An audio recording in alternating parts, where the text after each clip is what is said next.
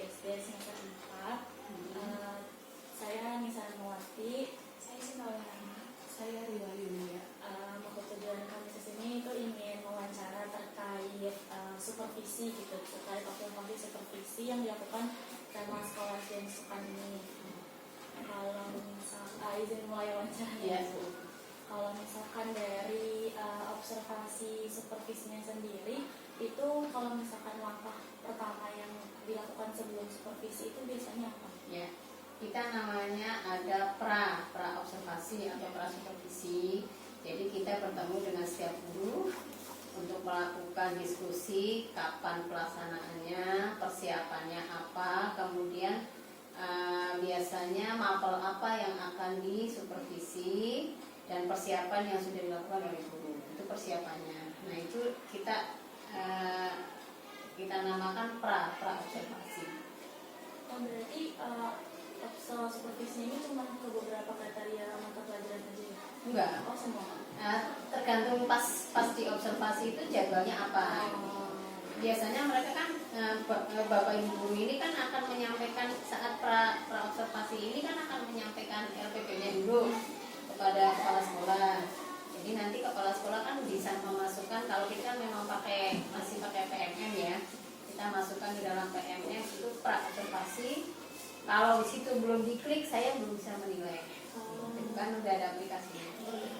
Jadi guru yang masukin RPP terlebih dahulu, nanti upload dulu, saya ngecek, lalu nanti hard copy-nya saya lihat. Kalau untuk kriteria guru yang kami supervisi itu semua atau ada beberapa guru saja? Semua yang berstatus guru, semua disupervisi.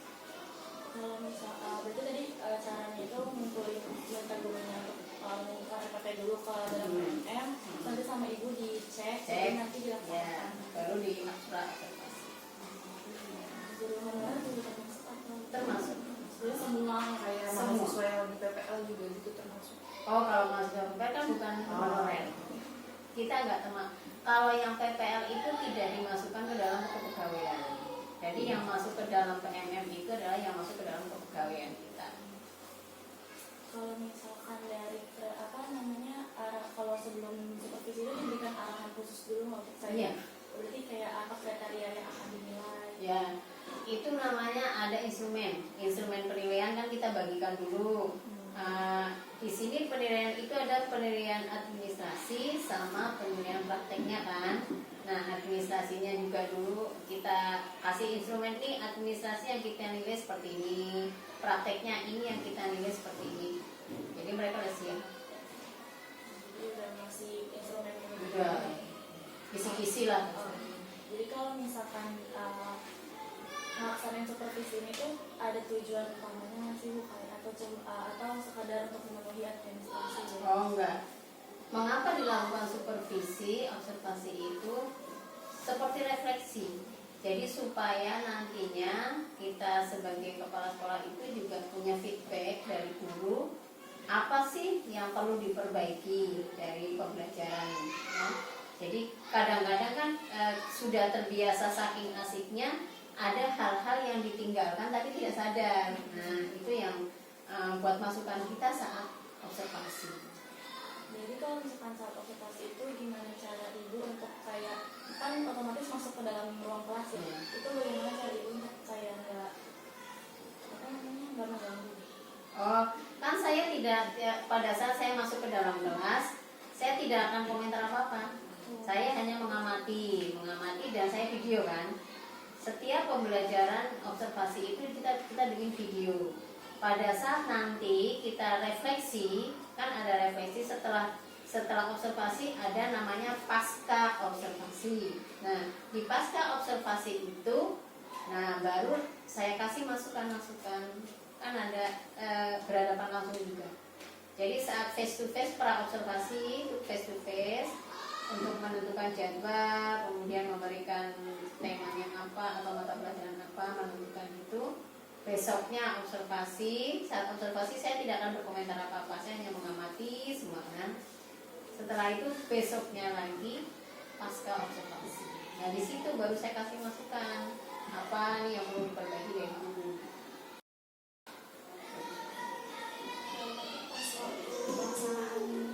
masih dilakukan itu ibu sudah dijadwalkan atau mendadak? Dijadwalkan karena kita ada pembuatan jadwal di PMM itu untuk observasi tahunan, tidak tahunan sekarang malah 1 tahun 2 kali per semester. Dijadwalkan karena kan ada jadwal pra, ada jadwal observasinya, ada jadwal pasca. Sudah diatur dari pemerintah? Iya. Bukan dari pemerintah, dari berdasarkan tadi diskusi tadi. Oh, Berarti dari rapat kerja sebelumnya. Iya. Cuman di PMM kan ada lini masanya. Misalnya lini masa itu untuk penilaian observasi itu di bulan Maret April. Nah berarti kita laksanakan di bulan Maret sampai April. Kalau melebihi itu nanti ada soalnya tindak lanjut, ada lagi gitu kan. berarti itu sebelum ujian anak-anak juga ya? Iya. Berarti cara ibu melihat pas waktu observasi dilakukan itu melihat secara langsung atau dilakukan itu melihat secara langsung atau kayak direkam atau Oh langsung. 2 JP. 70 menit. Terus kayak saat proses observasi berlangsung ada nggak kayak menjadi aspek fokus pengamatan ibu kayak misalkan cara metode terus interaksi guru sama siswa terus kayak pengolahan guru di dalam kelas juga. Oh iya. Yang menjadi fokus itu adalah pertama pengelolaan suasana kelas atau pengelolaan kondisi kelas. Kemudian keterlibatan siswa itu yang menjadi fokus. Kemudian satu lagi itu ya terutama pemilihan strategi pembelajaran. Nah, kalau 3 poin ini sudah bisa dikuasai semua oleh ibu, berarti memang guru ini termasuk guru yang kreatif, yang baik. Siswa juga dilihat. Iya, dia keterlibatan siswa itu dilihat. Kita harus menilai ini. Terus selanjutnya biasanya tantangan apa yang ibu hadapi saat melakukan observasi pembelajaran di kelas? Ya, tantangannya itu yang sering terjadi itu guru itu terbawa oleh murid gitu loh. Jadi untuk pengkondisian itu yang memang susah ya. Apalagi di lingkungan satu ini kan memang ada anak ABK-nya itu cukup banyak. Jadi itu terkendala kadang-kadang yang waktunya misalnya harusnya 10 menit untuk kegiatan ini akhirnya molor karena harus mengatasi yang anak-anak. Pengkondisian itu Mas. Kalau untuk yang evaluasi ada dengan ABK ini tuh perlu 2 guru atau cukup 1 guru? Kalau di negeri 1 guru. Nggak ada pendamping untuk juga. Itu emang lumayan sulit untuk pengondisian. Nah ya itu tantangannya di situ. Semua mayoritas itu tantangannya di pengkondisian. Terus kalau untuk pasca observasinya itu tindak lanjutnya ibu apa setelah observasi tadi? Yang tindak lanjut bukan saya tapi gurunya. Karena kan mereka saya kasih begitu observasi kan kita kasih masukan, ya kan? Pasca observasi itu kita kasih masukan, kemudian setelah itu membuat namanya rencana tindak lanjut. Nah mereka yang guru-guru yang buat, kalau saya kan hanya memberikan masukan. Kalau cara ibu menyampaikan masukan tadi itu kayak gimana? Saat pasca observasi, saat pasca observasi kan kita Diskusi bertemu langsung. lagi berdua lah istilahnya. Nah itu kan saya punya catatan. Jadi menyerahkan catatan hasil observasinya sama sekalian menyampaikan. Sekalian dikritik dan masukan gitu ya. Iya. Gimana sih caranya ibu menyampaikan kritik dan masukan itu tapi apa ya nggak bikin mental si guru itu jatuh. Makanya harus face to face. Gitu. Jangan kita bicarakan di depan umum. Jangan Kalau depan secara umum ada namanya itu refleksi secara umum atau evaluasi secara umum. Saya tidak akan menyebutkan per orang, tapi akan secara umum observasi Bapak Ibu sudah bagus. Ada hal-hal yang perlu ditingkatkan di bagian ini. Tapi saya nggak perlu nyebutin per orangnya.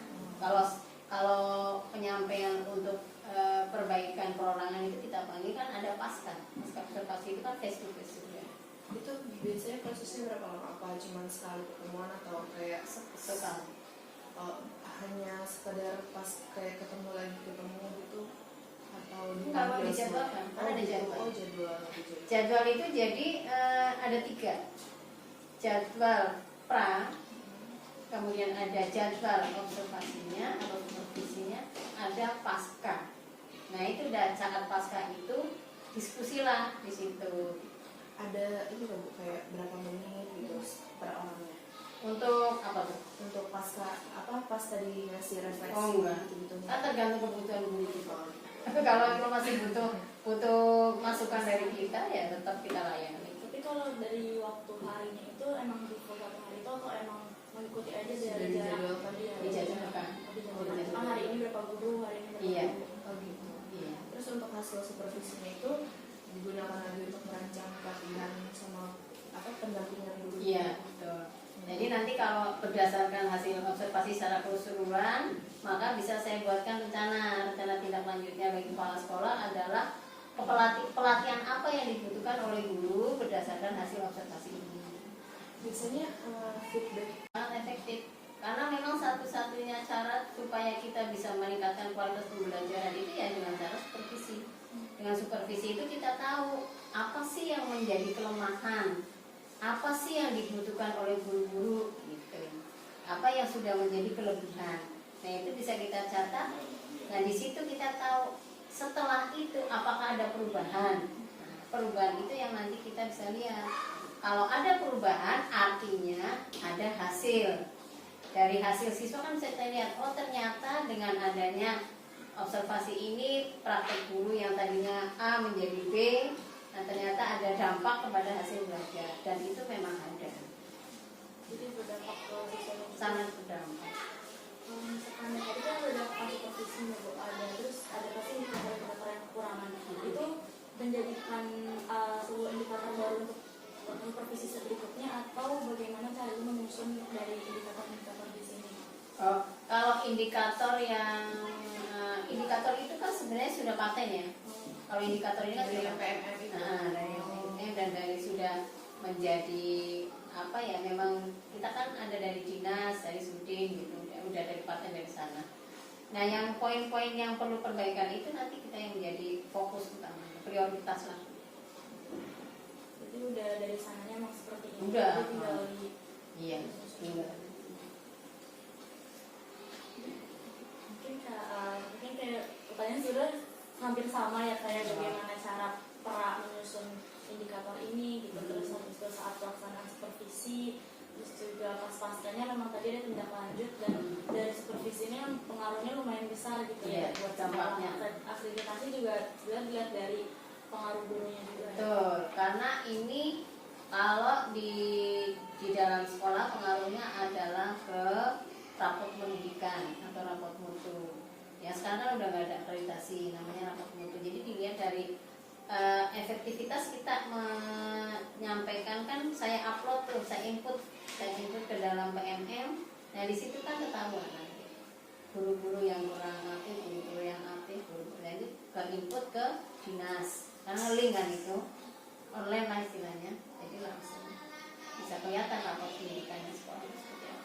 Oh, Bu, tadi pas di observasi pas sudah masuk kelas, Ibu bawa instrumen bentuk kertas atau instrumen Instrumennya begini. Oh, jadi ini kan udah bentukan printan semua ya, Bu. Jadi Iya. yang Ibu bawa itu kosongan. Iya. Oh, Kan jadi otoritas udah dulu dirapihin ya, Bu. Nah, baru nanti operator yang Oh iya. masuk. Kalau tadi sebelumnya kan supervisi dilakukan 1 kali dalam setahun. Dua kali. Dua kali setahun. Kalau sekarang kan 2 kali. Enggak, dari dulu, dulu Pak. 2 kali. Oh. Satu semester Satu semester sekali. Mungkin ini untuk instrumennya kita mau pakai untuk Iya, iya. analisis keseluruhan gurunya.